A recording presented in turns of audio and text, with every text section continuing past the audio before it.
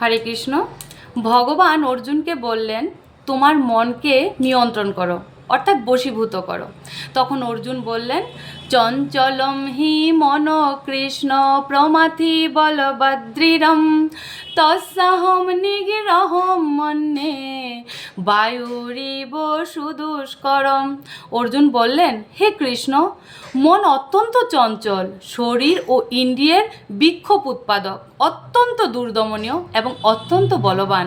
তুমি আমাকে বলো, আমি বায়ুকে বশীভূত করতে পারবো, কিন্তু মনকে বশীভূত করতে পারবো না। তখন ভগবান বললেন, অসংশয়ম মহাবাহ মন দুর্নিগ্রহম চলম অভ্যাসেন তু কন্তেয় বৈরাগ্যেন চ গৃহ্যতে।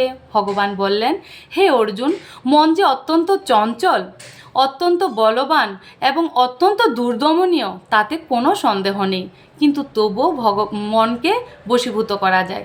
সেটা হচ্ছে নিরন্তর কৃষ্ণ নাম জপ করতে হবে এবং ভগবানের সেবা করতে হবে, নিয়মিত গীতা ভাগবতম শ্রবণ কীর্তন করতে হবে, ভক্ত সঙ্গ করতে হবে, তাহলেই আমরা মনকে বশীভূত করতে পারবো।